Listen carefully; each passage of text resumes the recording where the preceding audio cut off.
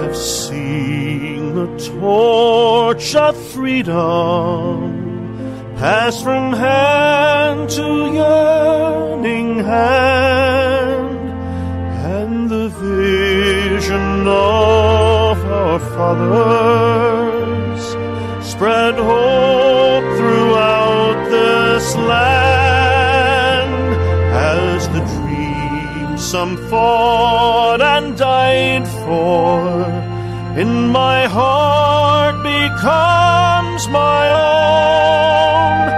I will strive to keep her promise, America,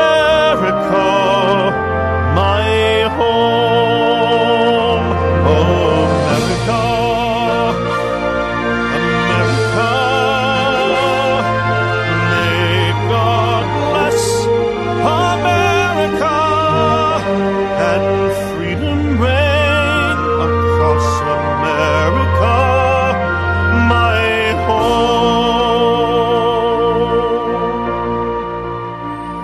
From the shorelines to the prairies, to the cities great and small, we have reaped the fruits of justice and liberty for all. So with deep appreciation for the blessings of freedom that we know in this wonderful land of ours, I'm Dr. George Simon, welcoming you to another edition of Character Matters. This is the program where we talk about what I consider to be the defining issue of our time, the character crisis that we face and that affects so many areas of our lives, from our individual relationships to our intimate relationships, to our family relations, to our community relations, our business affairs, our politics. Every aspect of our lives is affected by the character issue. Character matters now more than at any time ever, perhaps, in the history of the world. Because in the wrong hands, knowledge and certain fissionable materials could end it all, or at least do fantastic damage to us all. So, I've spent my professional career talking about and writing about the character issue and what we can do to turn things around, how to empower yourselves in your daily lives, especially if you're dealing with someone with what I call a character disturbance. Not necessarily a character disorder, but close.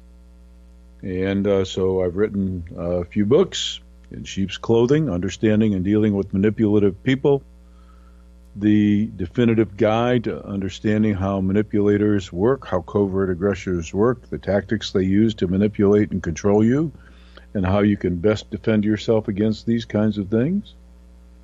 And also my book, Character Disturbance, The Phenomenon of Our Age, the more in-depth study of all the nefarious characters you're likely to encounter in your life, and not only how to deal with them, but also what to look for in the way of the proper help that you might need to empower yourself in your dealings with these folks.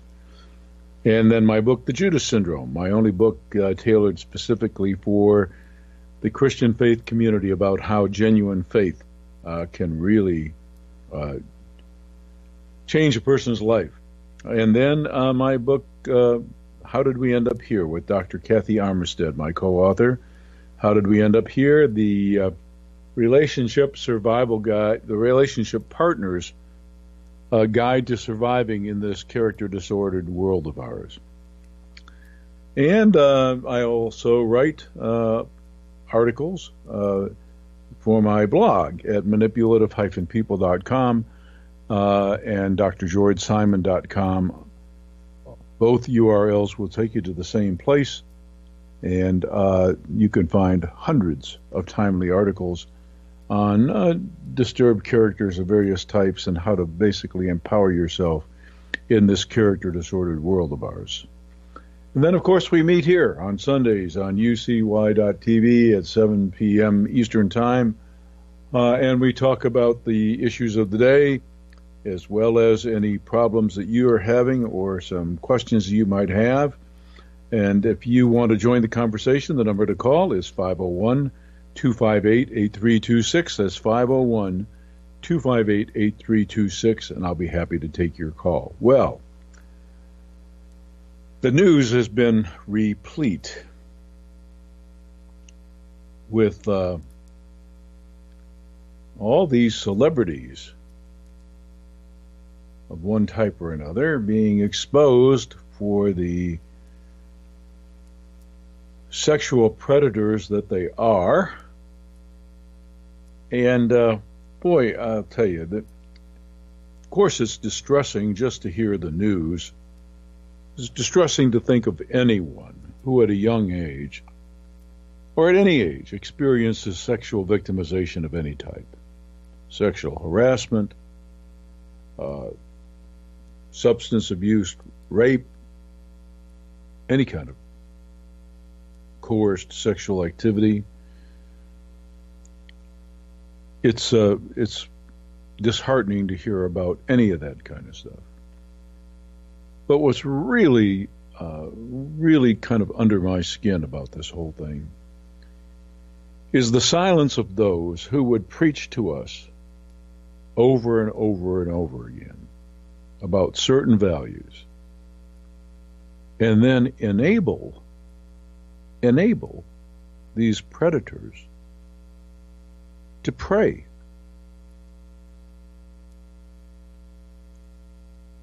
So many of these folks, Harvey Weinstein among them, were well known within their artistic communities to be the reprobates that they were.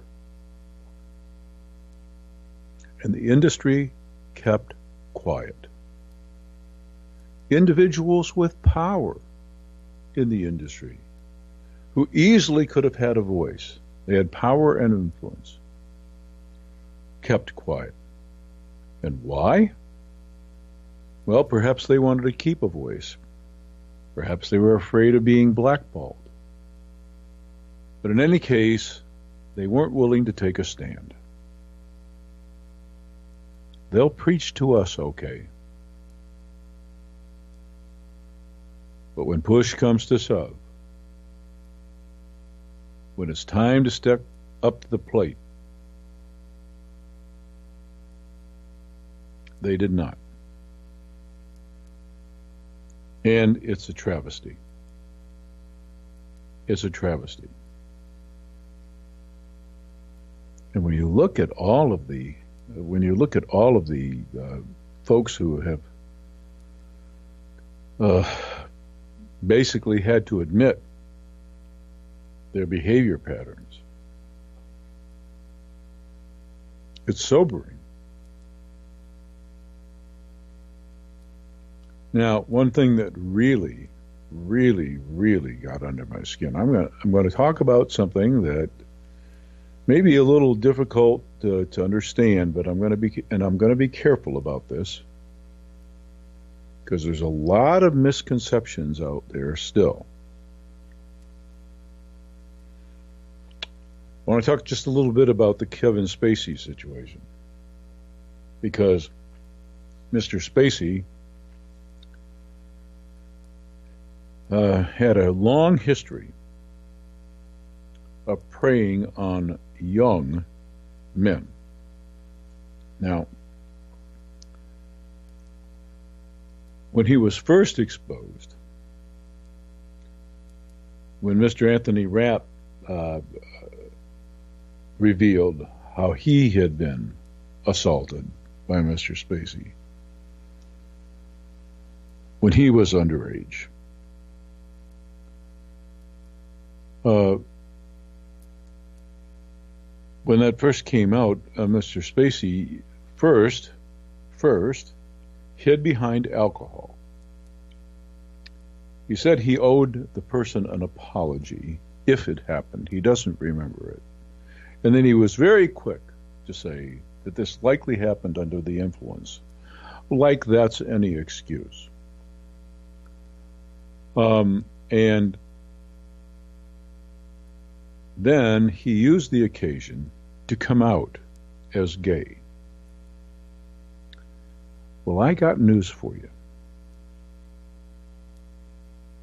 Being fixated on the characteristics of adolescent and very young adult males and preying almost exclusively on them, as opposed to cultivating a near same age, same-sex relationship, is not, I repeat, is not the definition of being gay. Clinicians who specialize in this area have a term for this. It's called ephebophilia. I don't know how many people are familiar with the term and what it means. But, you've probably heard that in ancient Greece, there were different attitudes toward homosexuality. That's not true either.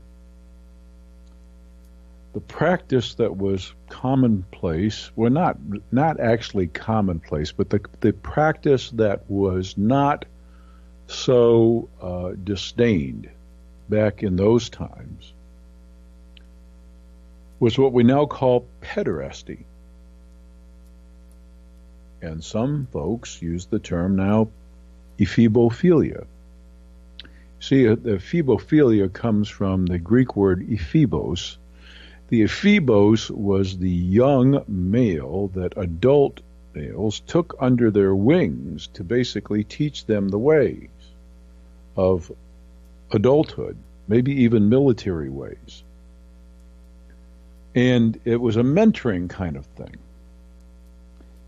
But it was a mentoring thing that was based in a kind of love that we today would regard as forbidden.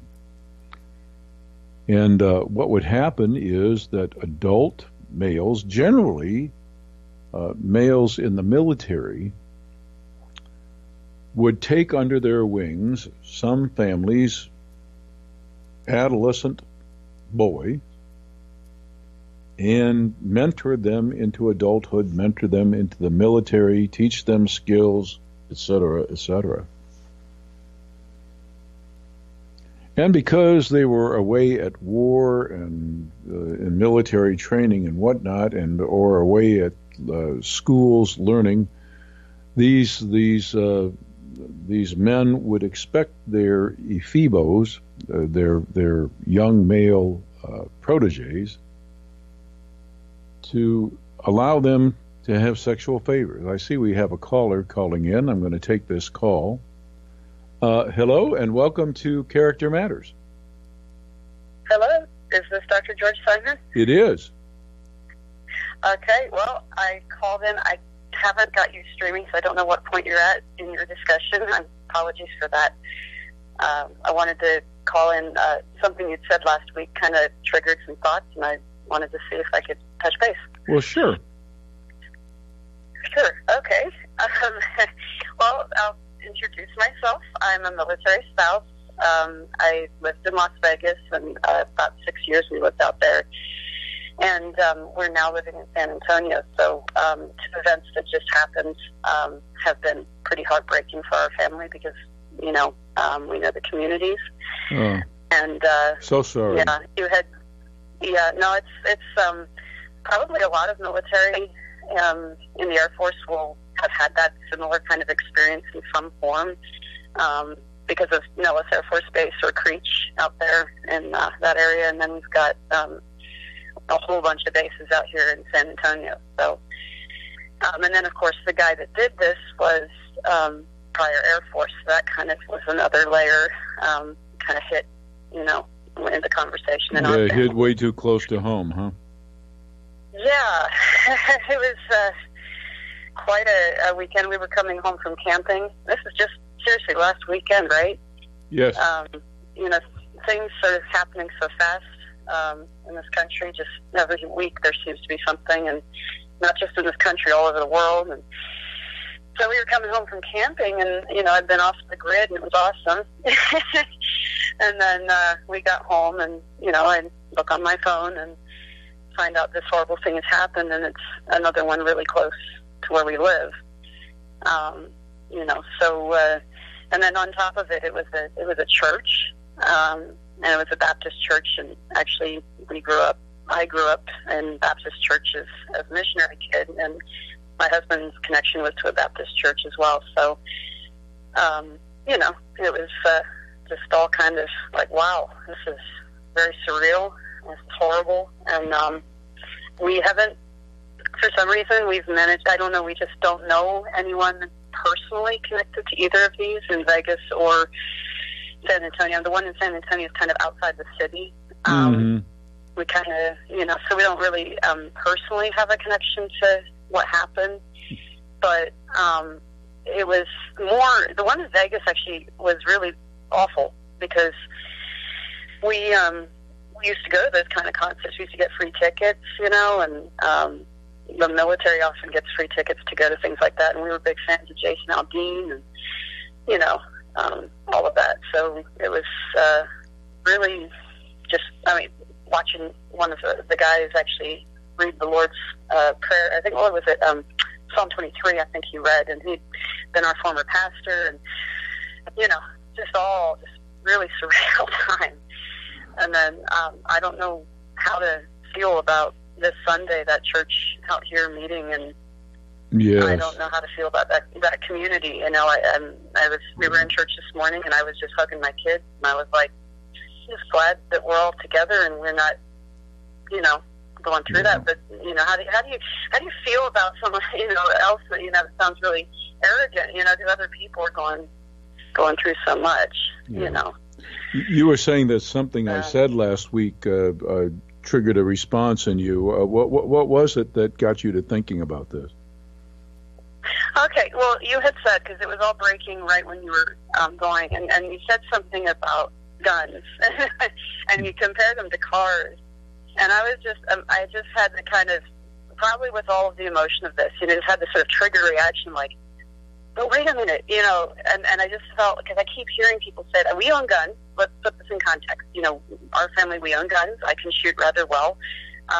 We're supporters of our Constitution and so on and so forth. But I just feel that when people make that comparison between, you may have even said something about this, I don't know, before I got on the air, but, when people make that comparison between guns and cars, I kind of have this gut reaction of, but people don't create cars to, for lethal force, it can be used in that way, absolutely. But, just hearing it on that day and, and all the emotion of it, I kind of went, wow, I got to call in and just say, hey.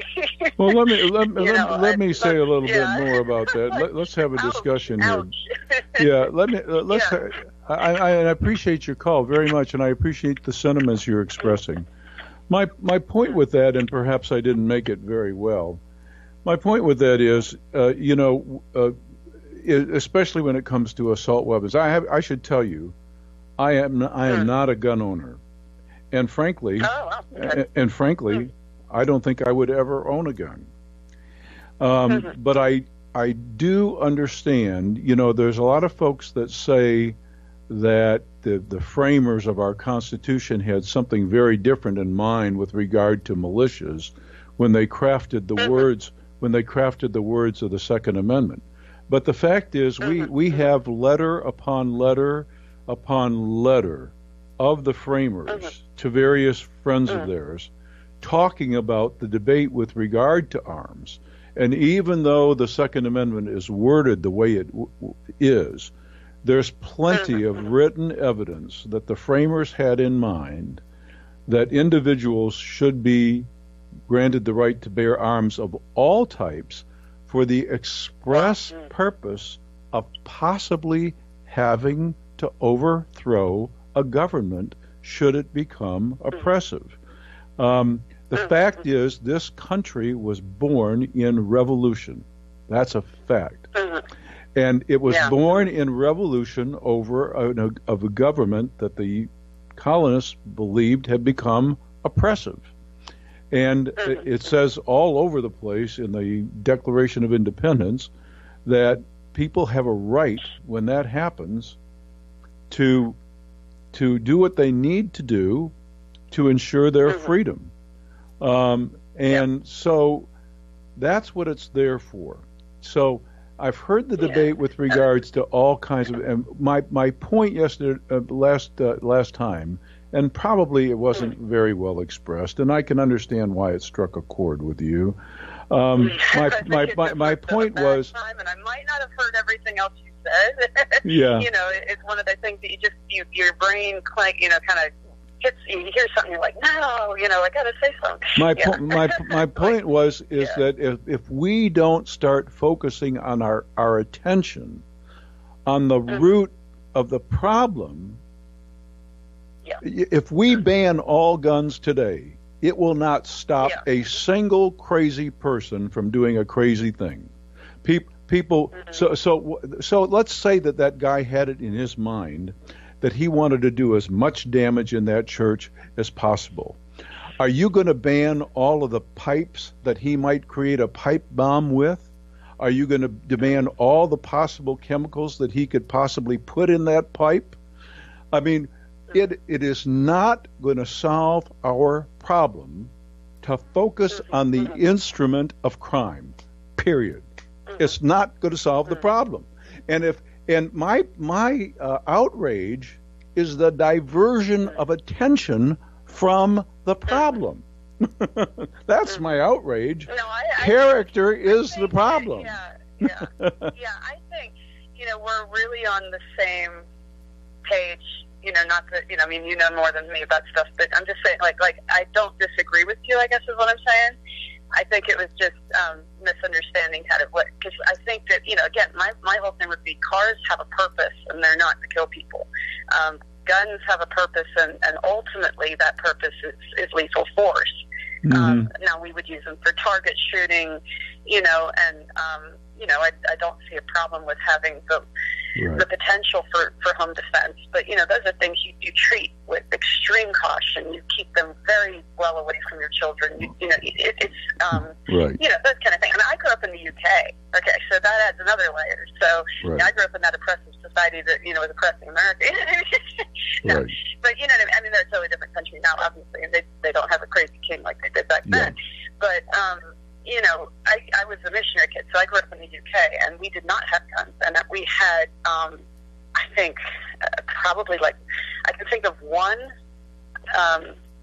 shooting, murder in the city of Bristol that I can remember growing up within 25 years. And so we didn't have shootings. Now, of course, that didn't mean there was no murder. Of course, there were other ways of hurting people, of course. Right. And people who are sick will do that. And so I totally agree with the whole, that it goes back to character.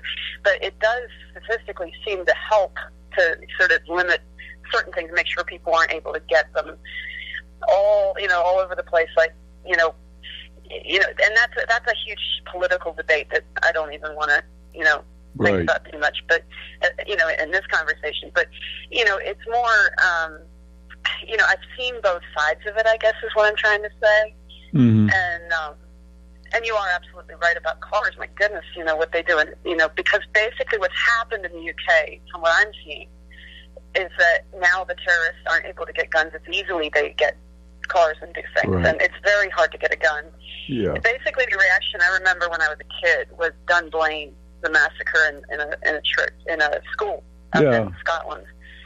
And then after that, the whole outrage of the community across the UK was against, the access to guns. So it's extremely hard to have guns in the UK. Yeah. Whereas I'm kind of concerned, and I don't know, I want to see what your feeling is on this, because you've studied it. I'm just curious what you think. I mean, I feel like Americans right now, there's some people out there who have access to guns who actually have an attitude about them that I think is character deficient, in that they want to overthrow good government. Yeah. You know, they want to threaten, you know, people who are doing their jobs to protect us in whatever way that would be. Yeah. And that, to me, I find, you know, as a human being, as an American, you know, I'm a citizen, you know, I grew up somewhere else, but I was born here.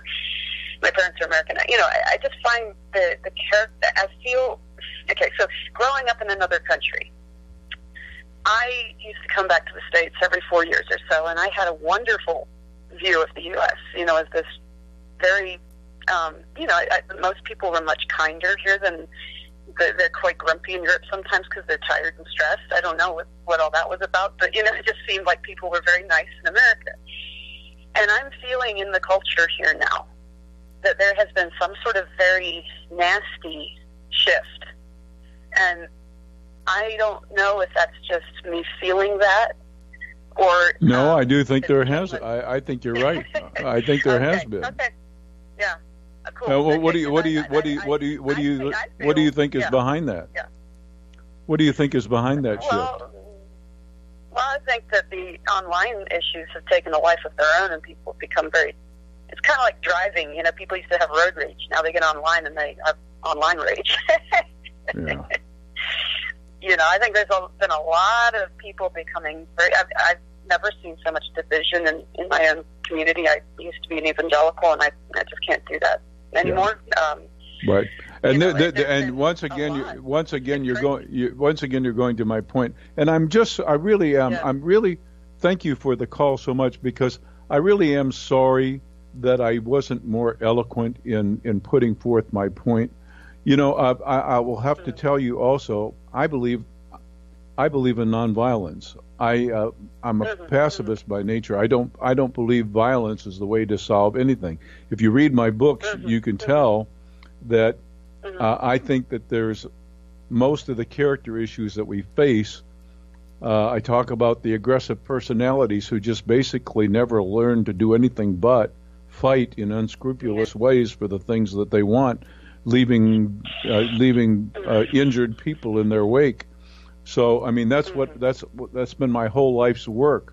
My point was that we're not gonna fix this. We are a nation of unscrupulous, divided fighters in every arena that we can think of, from our family relations to our community relations. We are at each other. We compete ruthlessly with one another. We don't cooperate. The root of the problem is far deeper than the instruments we use to beat each other with. The root of the problem is so much deeper, and if we don't take our focus off the darned implements, whatever they are, and put our attention toward the core of the problem, we will never fix it. You know, in AA or any 12-step program, they say the very first step is acknowledging what the problem is and accepting it.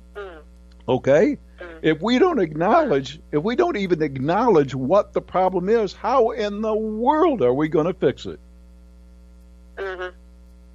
Yeah. Yep. Now, you know, this maniac who did this horrible thing outside of San Antonio in that beautiful little community of Sutherland, I think is only a couple hundred people, if I recall. Yeah. But this maniac, he was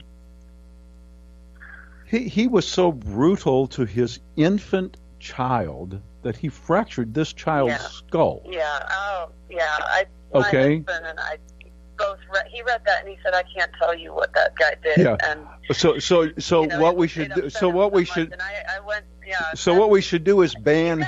So what we should do is ban hands. Yeah. I mean, please.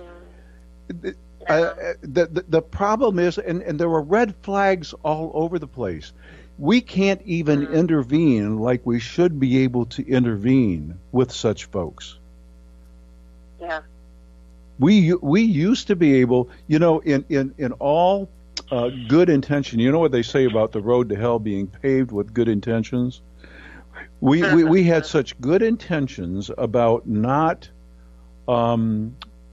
unjustly either incarcerating or curtailing the freedom of, in, say, a psychiatric hospital or whatnot. We had such good intentions about protecting people's individual rights to liberty that when maniacs like this do the things they are, and everybody in the family and the community knows, it's only a matter of time before they do something really awful. They really need to be confined someplace, and they basically need to be reparented. We can't do that. Yeah. We can't do that. Mm-hmm. And until we can do that, the problem isn't going to get any better. Yeah. It's not going to get any better. Yep. So my issue, and I'm sorry I so poorly expressed it, my issue is... No, I was just like, whoa, but the purpose was what was concerning me, what the purpose of something is made for, Yeah. But then what are people made for? I think you defined character one time as, how well you love someone or something, how well you are doing loving others or something. I think you said something like that. Is that about right? It's about right. Yeah. How did you say it? How skilled you are at the art of loving? Yes. Okay. That just really hit me as so much defining what is missing in I go online a lot, and you try to talk to someone like we're talking right now, obviously you're typing, but, try to have a little conversation with somebody, and it suddenly turns to personal attacks, and you've just expressed an opinion they didn't like, and then they make it about you, and it becomes, and there's this cruelty and this kind of, I don't have the right terms in psychology, but it's sort of like sociopathic or kind of just like uncaring, Right. So if you'll bear with me for just a little bit. Whoa. Yeah. So if you'll bear with me just a little bit, you mentioned when you first called in, you mentioned that you didn't know where I was in the stream of the show. Hang on with me here, because I think this will be an interesting conversation. I had been talking about, actually, I was making the point, Kevin Spacey's been in the news because of all the allegations about his predatory behavior with young males. And I was making the point that there is a distinction between being gay, being same-sex oriented, and having a condition we call ephebophilia, used to be termed in the old days pederasty, where somebody's basically fixated on the characteristics of someone in adolescence or in very young adulthood. And it can go either same-sex or opposite sex. And these predators are out there. They're not interested in a near same age, same-sex or opposite-sex relationship. They're fixated on certain characteristics, and they go after individuals in that age group because they have those characteristics. And they prey. Now, this is a form of violence. This is a form of predatory behavior. This is a form of sociopathic behavior. There's no weapons involved, except perhaps one of the instruments, of course, of good predators is always alcohol. Sometimes you can add another little drug to the mix to make your job easier. But if you mean to prey on people, these are violent acts. These are ways to invade and across the boundaries and personal space of other people, and to induce trauma in them that may last a lifetime. This kind of behavior is rampant. It's kind of it bothers me. It bothers me just in general when people don't call the issues for what they are. Mm-hmm. We live in an age of such spin. Whenever we turn on the tube, we're always hearing some politician or some spokesperson for a politician put a twist on whatever is out there. People are so good at reframing all kinds of debates that we barely know what the truth is anymore. And it really gets under my skin because you said that I had a phrase for what makes good character. I have some phrases about what we need to do to get back to some semblance of sanity here, and that is, if we don't get honest with ourselves, about ourselves, and honest with each other about each other, and if we don't do that soon, we're done. We're done. Mm-hmm. And that involves no political correctness, no candy coating, no spin, but an honest, factual, accurate discussion of the issues. And so I'm going to take your point very well taken. There's no question that perhaps the comparison that I made was poorly chosen. I'm going to grant you that without any question. But my whole purpose there, and I'm glad you called to help me say it in a more accurate way. My whole purpose there was to call attention to the real problem. The travesty in our country right now is that we have so many people without the integrity of character, without the built-in controls, without the built-in degree of empathy necessary to function in any kind of adaptive way in life. They go through life gratifying themselves at other people's expense and doing as they please, and they're out of control, and we can't do anything about it. Oh, do you think that's why when, say, part of the reason I reacted to that, too, was because, it's very hard to have a conversation in the middle just about facts without somebody getting offended on one side, on one political side or the other. I'll say amen to that. And they think that you're being Well, excuse me, sorry, sir. Sorry, that was. Excuse me. You still there? Yes. Oh, sorry. Okay, so what I was trying to say is, basically what I find is that if you try to have a normal conversation about any of these issues, somebody takes something to an extreme and thinks that you're being one kind of political or the other kind of political. Or they take offense. And they put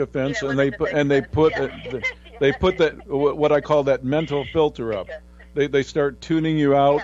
Yeah, they don't want to hear. And so this is why I guess, I kind of, one of the motivations behind what I wanted to say to you is because when I heard that, I was like, well, my liberal friends who are very upset with me for saying X, Y, or Z, they would hear that about character and they would equate it to the whole mem about thoughts and prayers, and they'd be like, well, because he compared cars and guns, then I'm not going to listen because those are two completely different purposes and things. You know what I mean? Oh, yeah. And so that makes them shut down and then they don't listen. But the sad thing is that it shouldn't matter if we express things perfectly for us to be able to talk to each other, Yes.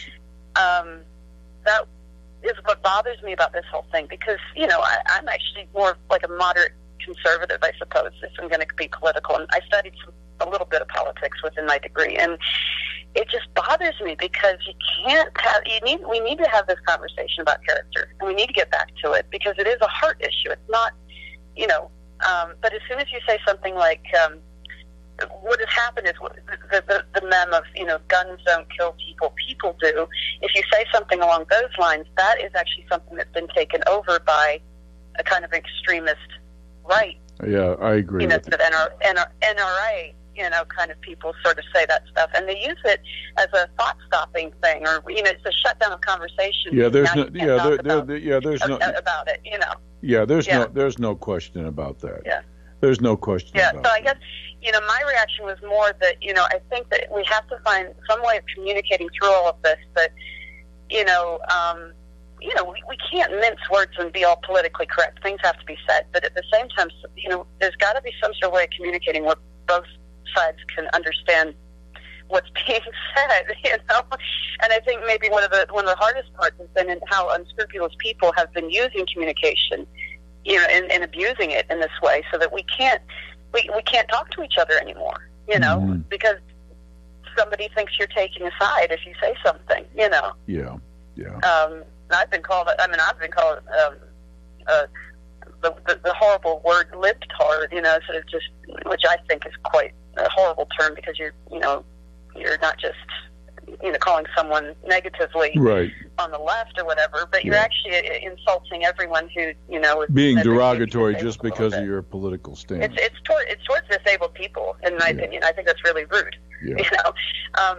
But they'll throw those things around, and they won't get to know the person they're talking to, and they won't find out that actually, my politics might be more in line with theirs before they got, whatever it is that has sort of corrupted them, to make them think that that's okay behavior, Mm-hmm.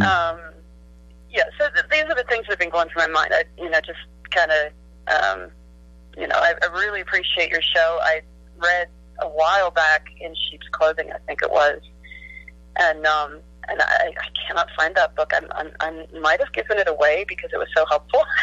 Well, you'd want a more recent edition anyway, because it's been updated so many times. Good. You'd want a much more updated edition, even the ebook. Yeah. Well, you know what? I sincerely appreciate your call, and I will really take your feedback to heart, because I know that I speak off the cuff and frankly here, and sometimes perhaps maybe I haven't thought through just how some of the comments can be interpreted, but make no mistake. I'm not a Second Amendment freak, and I am not. I don't think we need to be, do we? Well, I understand its purpose. I understand its purpose, and it is not just as it is written. The framers knew what they were doing there. They wanted to protect the individual's ability.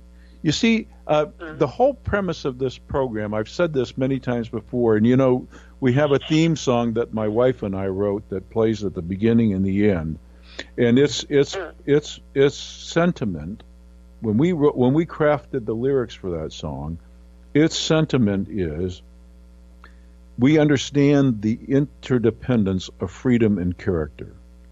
The principle of this country, the operating principle of this country is simple. If you give maximum freedom and free rein to people with a solid internal moral compass, in other words, they already have a set of values and standards that is wholesome and pro-social. You give those people maximum free rein. You keep them free from unnecessary intrusion, unnecessary overregulation, oppressiveness. You give them free rein to just prosper as they please. Because they have an internal compass guiding them that is sound, they will, in their prospering, not only prosper themselves, but they'll create opportunities for others too, and they'll cooperate with others to build a decent society. But the counterpart is true too. The opposite is true. When you have people who have lost their moral way, when they don't have a solid internal moral compass to guide them, then there is this constant invitation for government to step in and regulate, micromanage people's lives. And inevitably in doing that, the freedoms that are restricted are the freedoms of law-abiding, decent people. Believe me, people who are out to do no good. Look at business. We have hundreds of thousands of laws on the books to make people play fair in business. And people who are out to scam the government, not pay their taxes, or to screw the customer, people who are out to do that will find a way around every single regulation you can devise. They have done this for years. So people, I always tell this story. When I was consulting to correctional institutions, the first thing you see when you come to the gate of a penal institution, the first thing you see on the fence with the barbed wire on top and everything are signs that say no alcohol, no firearms, no this, no that can be allowed. And I just had to laugh because I thought to myself, as soon as I saw that, because you know that stuff gets into prison, and I thought to myself, who are these signs meant for? Because the person that has come to smuggle that stuff in is not going to look at those signs and say, oh, crap, I can't bring that stuff in here. Right. And they're not going to be deterred. You could write all the laws you want. You can abridge all the freedoms that you want. The only freedoms you're going to abridge are the freedoms of decent people, because the people who have no internal decency are going to step over those rules no matter how many of them you write. And that's my point. If we don't get to the root of the problem, if we don't really address why we have so many people among us with such character deficiencies, we're dead. We're lost.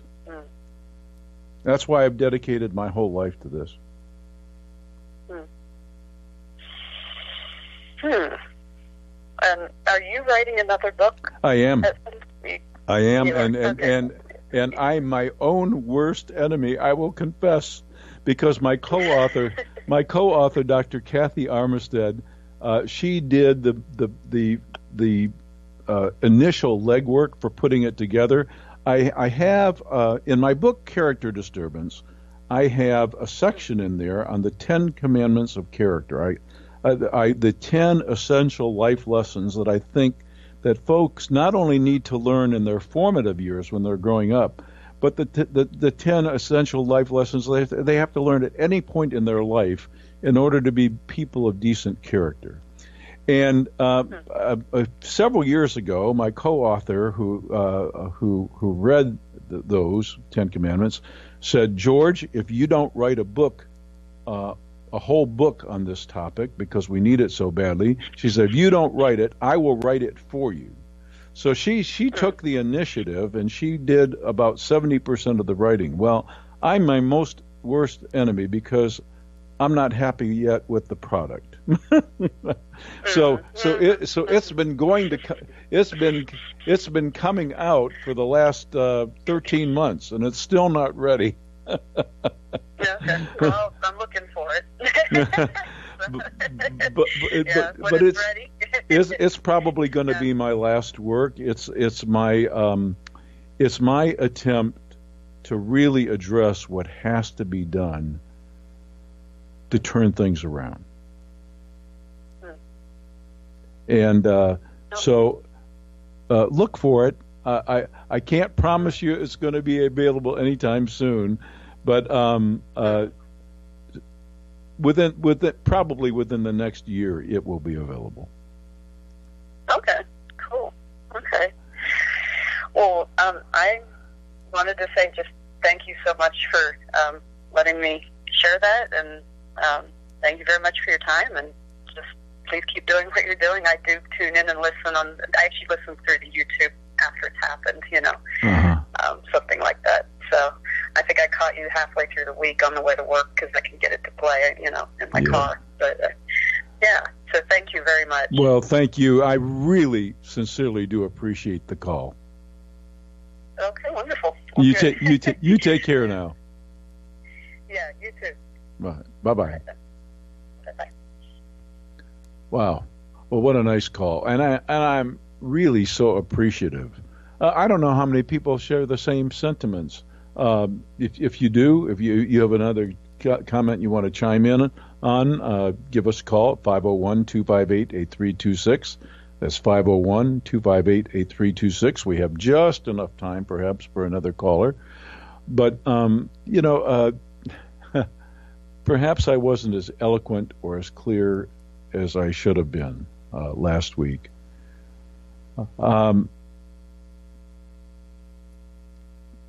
My big issue is not so much to champion gun rights. Anybody that's read my works knows that I have a real big problem with all of the ways that we aggress against each other. All of the ways. I don't own a weapon. I probably will never own one.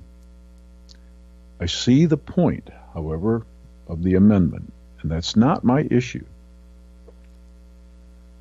My issue is if our attention is always on the instruments of crime, as opposed to the causes in the heart, in the human heart that are responsible for them, we're not going to get any better. We're not going to solve any problems.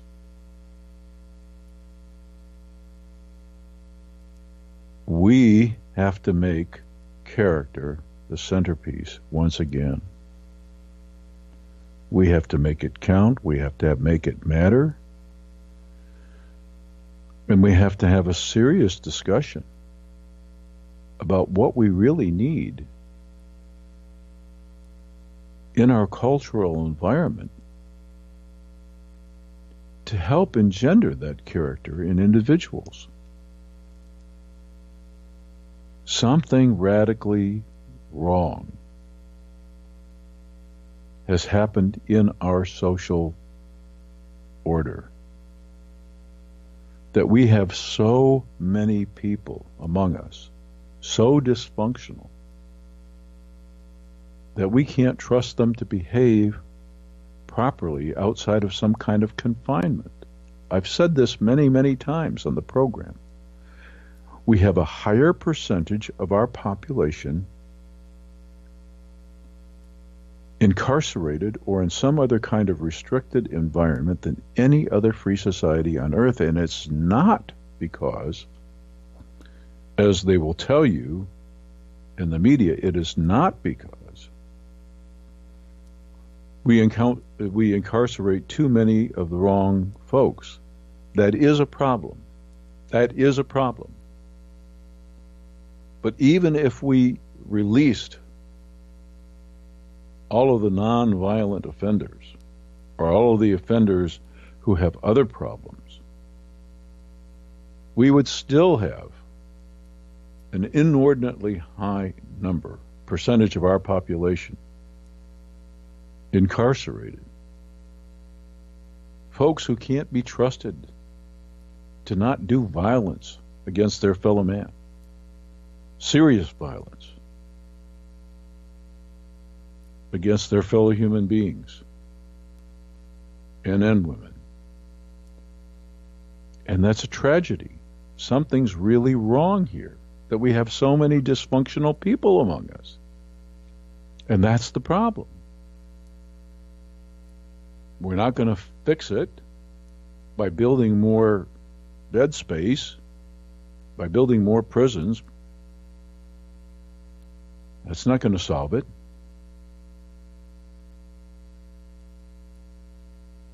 It's a tragedy. And we have to look at what's really behind it. One of the more insidious things that I think is really behind it is that we've become an indulged society. We have a lot. We have a lot. Even the poorest among us, even the poorest, have a material standard of living higher than many, many places on the planet. The real poverty is in character,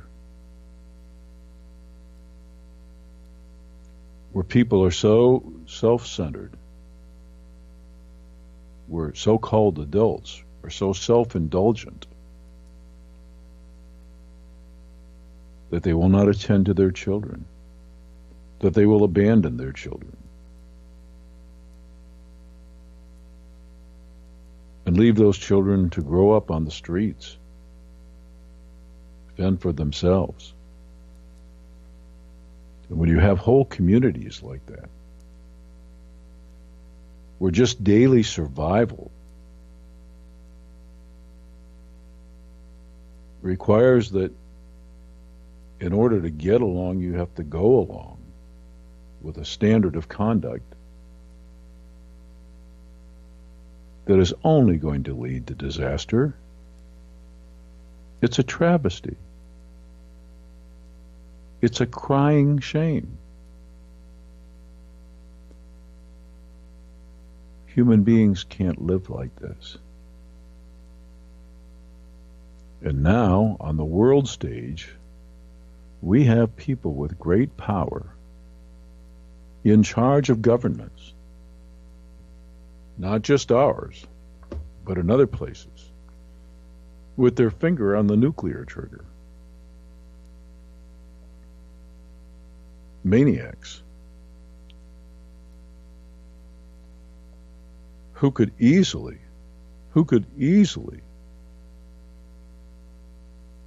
inflict untold damage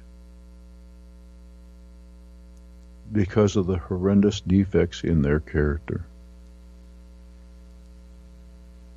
If there were ever a time in human history where character were this important, it's now. And so even though I didn't do a good job of it perhaps last week, I would say once again, we've got to keep our attention on what the problem is. It's the first step in any 12-step program. Alcoholics say we admitted we were powerless over alcohol, that our lives had become unmanageable. So they nail the problem. The problem is they can't handle the alcohol. They can't take the first drink. Alcohol and they just don't get along. They've nailed it. It's the alcohol.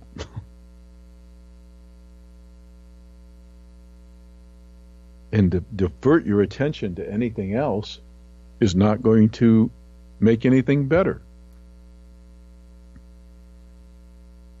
Humankind's problems right now are related to character. We have enough knowledge. Our technology is so evolved that with the right character, we can work miracles. We could solve all kinds of problems. From not enough food, to not proper clothing and shelter, to not enough proper education. We could solve them all. But our hearts have to be in the right place. And without converting the human heart, no problems get solved.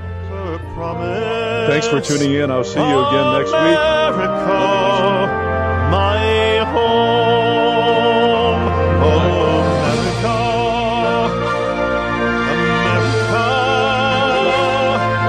may God bless America, and freedom reign across America, my